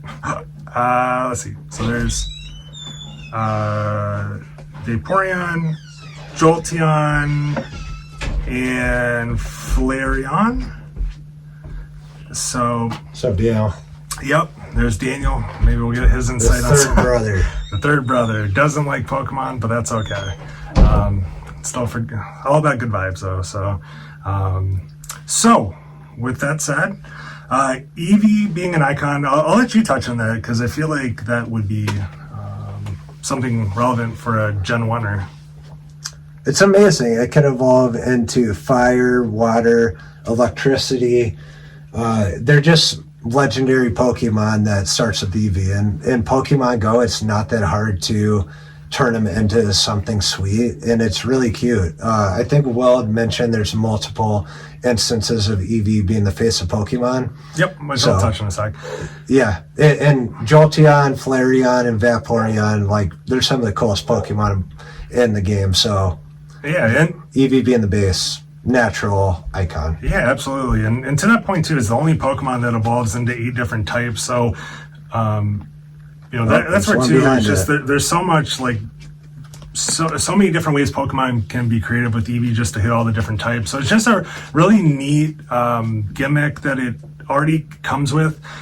And on top of that too, I know in the anime it got some love. And to Andrew's point too, with the marketing side of things, there was Let's Go Pikachu, Let's Go Eevee, and part of that too was like I believe, if I recall correctly, for the marketing side of it, Eevee does actually draw interest from the female demographic as well too, which plenty of these Pokemon don't necessarily, because some of them are scary, some of them look kind of tough, but Eevee is one of those that are just really cute. All the evolutions that evolves into are cute.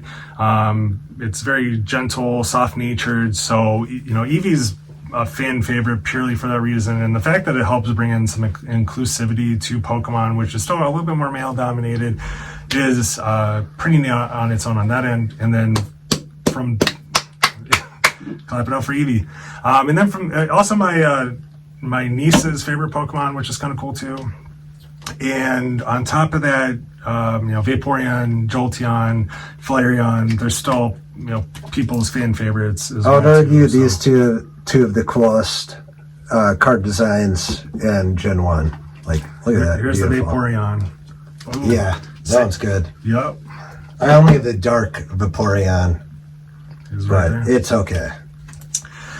Alrighty, so next up is Porygon, and where did we throw Porygon? Oh, we know where he is. He is a cool common, and I do think it's kind of neat with Porygon. It's supposed to be a duck. I don't know if you knew that, but it's supposed to be a duck. Pokemon Snap hidden the wall, like with his little nose, like peeking out of certain areas. You have to throw a pest ball. The movements are really cool. Yeah, movement's pretty cool. Gets you into the cave level. I believe that's the one where he jumps onto it. Yeah. And then on top of that too, it's just kind of neat, which we'll kind of touch on by the time we get to Gen 4. But it's just kind of neat because like Porygon is effectively highlighting the graphics at the time in like 98, where stuff was more blocky and whatnot too. And as like technology got a little bit better, then you get the Porygon 2, which we'll touch on. But it's just kind of cool how it represents like just some of the like human advancements as well too, and kind of where it started off too. If you remember Mario 64, it was amazing. When he pop out and just hammer people, like the one level. Yeah, that was in the hospital level. Yeah, the hospital was like Venusaur and God, yeah, flew off the map so many times for that reason. Snakes attack you. All right, so next up is the Ammonite Amistar, and we put that in a cool comment as well. Yeah, it's kind of like a fossil, historical Pokemon. It even looks pretty cool and cute. Outside of that, nothing too over the top. Yeah, and I think the Ammonite line, and we'll touch on the Kabuto line as well, and Aerodactyl too, but it's cool, kind of cool too that that's one of the fossil lines that represent the like history of Earth, and the fact that there were older species that did eventually become extinct, and this was kind of Pokemon's way of highlighting that, and the fact that you could bring it back through the Helix fossil was pretty neat. I'm pretty sure there was that like Pokemon plays on Twitch that kind of focused around Ammonite as well too, and the fact too that I think it was like Pokemaniac or Hexmaniac, or there was some maniac dude that like had both fossils in the video games, and he's like being a jerk to you, and he's like, "Don't steal my fossils" or whatever. It's like I really wasn't. I was just trying to get out of this damn cave. That guy was so annoying. and then you end up beating them up, and then you get a cool Pokemon for it. So Ammonite was one of those, and to that point as well too. Would you run into him multiple times? Or did you just keep running into him, or just once? I think it was just once. Okay. I don't even know this Pokemon's name that way. Actually, I want to move him up to the B tier though for a reason. And same thing with Kabutops as well too. So we Kabutops, already in B. Okay, cool. Yeah, so similarly as well too, same backstory. I do think the slashing, whatever that he does, is pretty neat. And there is also some theories too that Kabutops is also related to Scyther as well, because of the I'm trying to remember what those are called, but those like giant swords. The swords are on both of his hands too. So there's some thought, especially with the framing of those, that they're related as well. So kind of neat on that end, and kind of highlights also evolution too. Lastly, of the fossils, we have Aerodactyl. Where did we throw Aerodactyl on here? We had him in All-Star. Okay, cool. I was about to say it better be. And do you have a reason to put him in All-Star before I... It's a dinosaur. That's it. That's all I need to say. Okay. Yeah, and I think in the initial couple cards that it had was really neat. It had, in the anime, had a really interesting battle with Charizard, if you recall as well too, where they're like flying around battling and stuff like that. That's sweet. I must have watched the anime way too much as a kid, but or just had, memory. But yeah, it's just a really neat design. Get some love in the card game. Really, oh yeah, and then I think too when they're like in the anime when they're in the cave as well too, it was like very fierce, and like Ash and Misty Brock were like really scared of the Aerodactyl too, so it had some iconic moments for that reason. So definitely an all-star. All right, next up is the Snorlax, the Snorlax. I don't know why I just said that, but Snorlax is Hall of Fame. Hall of Famer. Woo! How do we justify him not being an icon? Because, at least in my opinion, I still feel like Snorlax is beloved, but at the same time too, like it doesn't necessarily get this, and it got like a Gigantamax form and Sword and Shield. It's noteworthy for blocking your path and then you got to play the Poke Flute to wake it up.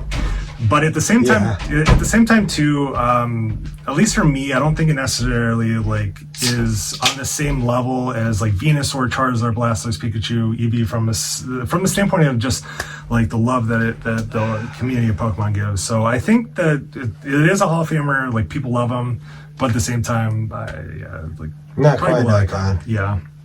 Yeah, that sounds good. Can't just pass icons out like candy, but we're getting there for all stars. So, but there's a lot of cool Pokemon. So, all right. So next up on this list is Articuno, which everybody knows where Articuno is going. So Hall of Famer, and reason that it's a Hall of Famer is because it's a legendary Pokemon. Really exciting to catch in the video game. Ends up getting a new form as well too. Is it technically an ice Pokemon? It looks like an ice one. Yeah, flying ice Pokemon. So it's the first ice one before ice was a thing in Gen 1. Well, Lapras is ice too. Yeah, but not in Gen 1, it's just water. Is it? Yeah, water. There's no ice in Gen 1. That's why he's a jock. Water. I might have to fact check though, but that's... It's called Freezer and Blizzard. You just gotta read, but it's like... okay, but point being, yeah, Articuno is really cool. And we can also move Zapdos and Moltres up while we're at it as well, too. I mean, they're all in, similar reasoning. It was one of those Pokemon that you wanted on your team, you wanted to catch. Mythical, like, so hard to get them. Yeah, when you do, it's awesome. It was one of those Pokemon that you had to, like, hit save on your game, and then you had to continuously, I believe you had to, like, just continuously, like, restart it every time because you'd use up a bunch of your balls and then it would escape, and then you're like, can I catch them anymore? It's before the internet, right? So that's at least was my strategy back in the day. So yeah, they're all cool. Are they? Hall of Fame. Cool. Yep, definitely Hall of Famers, and all got new forms too in Gen 8, which was kind of cool too as well. Yeah. But we'll touch on that later maybe. So next is the Dragonite line. Did we forget about that guy? No, he's part of Kabutops. Okay, got it. Yeah, I think so far we've gotten everybody. Yeah. All right, so next up is the Dragonite line. We all know where Dragonite's going as well too. Hall of Fame. Woo! Yeah, so Sweet Cards has gotten love throughout the history of Pokemon. I believe like Ash had a Dragonite as well too. One of those that's promoted. It's definitely a borderline icon. But on that note, he is she is 100 HP, 40 hit points. Absolute beast. Yep. And also, and he looks cool. Yeah, he definitely does. And also, too, I'm trying to remember if there was some thought that the Charmander Charmeleon line was eventually going to evolve into Oh, maybe it's Gyarados. Yes, you mentioned Gyarados. Gyarados, that's right. Yeah. So is it Dratini and whatever the second one is? Yeah. It's so going to evolve into Gyarados. Gyarados because of the long body and the flying and whatnot. So kind of interesting how that played out as well too. And I guess like maybe Magikarp with the fountains and stuff. But then I wouldn't go back to the Japanese lore. But awesome Pokemon, real fun. Next is Mewtwo. Mewtwo is an icon. And this one's obvious. Like not only has it had its own movie, I think multiple times. Bad guy in the first Pokemon movie. Yep. It can talk like telekinetically. Telepathic. Yep, exactly. So just really powerful Pokemon. Has always got some really cool cards featured of it. Our mom's favorite Pokemon. Mom's favorite Pokemon, which tells you something because she doesn't like many people or many things. But Mewtwo is one of them. So also loves her grandkids. So we love that. And then also too, even the Detective Pikachu movie had some really cool features of that as well too. So yeah, just Mewtwo's an awesome Pokemon. Icon. Yep. And the last line that we're going to cover is Mew. And not as good as Mewtwo, so he's going to be Hall of Fame. And and to Andrew's point, Mew is not as strong as Mewtwo is. If you look at the hit points historically, the ability to attack, but at the same time too, has always gotten love from the Pokemon Company. One that most people, if they're familiar with Pokemon, would think of if they're naming like the top 10 off the top of their head. Probably Mew's one of them. It was debatably hidden under a bus in Gen 1. Nobody could find them, but it was an internet theory. There is some links between Mew and Ditto because they both can copy the attacks of the Pokemon they're battling. So isn't there like a spiritual aspect of him to him, or am I just making that up? Probably we'd probably need to look into it a little bit. I'm not 100% sure, but it's kind of neat on that end. So now we'll get into tweaking our rankings. Okay. So that we'll actually have a 1 through 151. All right. So we're going to be cleaning up these rankings and just at this point moving the more trivial Pokemon to the front and the worst to the back and so on through this. So we, going back to the initial discussion, said that Farfetch'd was the best of the abominations. Yep, definitely. And it eventually gets a next evolution, which is kind of cool. But to Andrew's point, that's the best of the worst. And interesting enough, too, we didn't bring it up, but people actually basically hunted it to extinction, except for a couple, too. So, fun fact, maybe. We did say Weedle is an absolute terrible Pokemon. Yeah. The whole line of it is. So these are definitely getting moved to the back, and these are the worst. Yeah, everyone hates them. Nothing. No, yeah. Metapod's close, so that's going there. Fearow stinks. Yeah, and Venomoth. Nobody likes bug Pokemon for the most part. Yep. It's gross. I already said how much I hate Parasect. So that's going here. Seaking isn't that bad. The Crab, not that bad. Out of the bad. Eradicate. Yeah, we're moving Eradicate to in between Seaking and Fearow because Eradicate is still an abomination, but Fearow is miserable and the rest of them should not exist at all. So moving on to the strange category. The strangest but coolest Pokemon is Mr. Mime. So he's at the front of the pack there. Jinx is also really cool. Conceptually cool. Very strange. Yep. Cloyster is intimidating, which makes it also kind of cool, but also reasoning strange as well too, because if you were dealing with that intimidation-wise, you wouldn't go there. So and he makes slow bro, slow king. Yep. Or slow, what's the evolution called? Yeah, Slowpoke, slow bro. Slow king. There's slow king as well too, but yeah. For next Gen 2 episode. From there, like Hypno conceptually is kind of cool, but as we said, creepy, right? Victreebell is stage 3. I mean, it's had some good attacks, and the design of it, I guess, is alright. So we'll put that there. We already said we hate Dugtrio, so we'll move him to the back as well as Dugtrio. So I guess maybe we have a bias against 3-headed Pokemon, but very strange. Tangela, we already said how much you don't want to see him ever and make eye contact. Licky Tongue, obviously, is gross. Execute, weird. So I guess that does make up a strange category. So that is it. The cool commons, the coolest of the common is the Porygon. Yep. And for reasons mentioned, and also has a multi-evolution line, so that's going there. Electabuzz and the Thunder Punches are pretty sweet. Holographic, so it's towards the front of the cool commons. Let's see what else is in here. We got the Seeking? No, we had the Seal. Oh, the Dugong, that's right. Yeah, Dugong did some cool stuff, so it can go to the front of the pack. Pidgey. I think even like Tentacruel as well too in that line with the fact that it was Gigantamax and big. We'll move him to the front. I want to put Rapidash right here because conceptually cool, Ponytail's cool. The shininess of it is cool. Probably going with the old Tauros right here. Yep.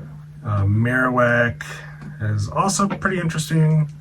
Primape, I think, is a good spot here. Magneton. Yep. Seeking. So of the cool commons, this is the stack rank of that, and the stack rank so far of cool commons, strange enough. Abomination. So stack rank so far, we're good on that end. As far as the B tier, as I mentioned, Pinsir has a sweet spot in my heart, so we are putting them towards the top. Outside of that, Kabutops with the like sword things, I always thought was neat. I already mentioned Pidgeotto is pretty cool as well too, so we'll leave that line there. Actually, I feel like I'm talking too much. You want to move somewhere around? I want Electrode to be a little bit higher, probably in front of Sandslash. You want to do anything with Kangaskhan or Golem? I'll move up Kangaskhan in front of Sandslash, and then Golem in front of Sandslash, and Golbat in front of Sandslash. I like that. All right. So that's our B tier. That is very fair. Now, as far as the All-Stars... Butterfree goes last. Okay. Easily. And then from there... Chansey first, at least for now. Yeah, Chansey is an All-Star. And like the Hitmonlee, Hitmonchan, which I would put Hitmonchan before Hitmonlee because Hitmonchan's had a little bit more love than Hitmonlee in the game. Psyduck is definitely up there on the All-Stars too, just for the funniness. Onyx is up there as well. I might put Onyx behind Chansey. Okay, I'm good with that because it is pretty iconic Pokemon on that end as well too, even though it's an All-Star. Outside of that, I mean, I do like Arbok up towards the front as well too, considering the fact that it was highlighted so much in the anime, as well as Persian and being linked to Giovanni. I think is pretty cool. Can we do Vileplume in front of? Right there. Okay. Yep, I'm good with that. We'll move Ninetales towards the back as well too. I think Aerodactyl also goes back here as well. Same with Muk. Muk can go here. Put Ditto in front of Poliwhirl. I think Weezing's going right here. Yeah. I'll put Ditto up near Weezing. Or where do you want him? Let's go with... I think Ditto can even go right here too, just because of its uniqueness. I'm going to put Geodude, though, towards the back right here. Yeah. I think that's a good spot. I'm actually going to move Slowpoke up toward right here. Feels good. Right behind Psyduck, I think, as far as like the noteworthiness of them being funny characters makes them towards the top of the All-Stars. And cute. And I'm actually going to move Scyther ahead of Poliwhirl and King Nidoqueen. Yeah. And actually even Vileplume, maybe Yeah. even 2. Easily. Just because, the design's real cool, the attack is pretty cool, or swords. So this is the official All-Star ranking. And then if we're going to the Hall of Famer side, I think I already moved Mew there ahead of time, but like Mew is pretty neat as is of a Pokemon. Meowth can go. I don't know how you feel, but actually, let's go for Meowth next, just because of the features in the anime. It's very noteworthy for that reason as well, too. I mean, even ahead of the legendary birds, at least in my opinion, just because it was still, a lot of fun on that end. Legendary birds go next. Do you have a preference on the order of those? Zapdos, Moltres, Arcuna. Do you have a reason for that, or just the designs, or The way they look. Okay, fair enough. And I think that's fair as well too. And even if I'm thinking back to like just the even the cards and some of those, I think that probably is the way, just based on the like quality of the cards that they made and the relevance within the meta. So that is good there. Gengar probably does need to go up here. Yep. Gengar's look cool. Next. Yep. From here, probably Gyarados. Actually, I think I'd rather do the like V. Actually, before we even do Gengar, I think that the evolutions deserve to go next. Because if we talk about just like iconic Pokemon that Pokemon always promote, people love, it's definitely the evolutions. And that's even why our Evolving Skies box is going to be worth $1 million one day, even though it's probably going to be worth like a couple thousand. It's purely because there's some sick alternate. So, same order as the birds. I mean, I'm fine with doing that, but I think, like, from my understanding, I think Vaporeon's actually the fan favorite, and then it's Jolteon and Flareon, but that's fine. So I'm good with that, because either way, they're great Pokemon. So Gengar goes there. I think Jigglypuff actually probably should go ahead of Gengar too, just because of the... No? Okay. Don't you dare. Just the funniness. We will do Snorlax behind Jigglypuff, and Gyarados behind Snorlax, and then Machamp behind Raichu, and then Lapras in front of Machamp, and then Dragonite in front of Gyarados, and then Alakazam behind Lapras. And those are the official Hall of Famers. You agree with those? Yeah, I'm good with that. Yep. All right, and then as far as the icons go, Pikachu, obviously the most iconic Pokemon in franchise history. He ain't going anywhere. Nope. Number one. Never will. And then from there, we all know that everybody loves Charizard, has an obsession with Charizard. Nobody really understands why, but they do. The shiny obviously is cool, and the fact that it's like notorious for being really strong, but it is what it is. So, but Charizard is very neat. I mean, that is literally everybody's favorite Pokemon as far as like what they think of Gen 1 besides Pikachu. Next is Mewtwo, for reasons we gave earlier, but just really cool design and really strong. Being able to, again, think and speak to humans is pretty insane besides Meowth. So that's that official one. Eevee is obviously behind Mewtwo, just because of the uniqueness and the fan favoriteness. And I'll let you pick between Blastoise and Venusaur.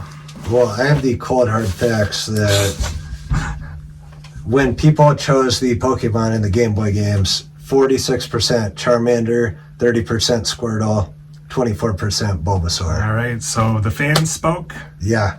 We love democracy. Alrighty, so with that said, and this may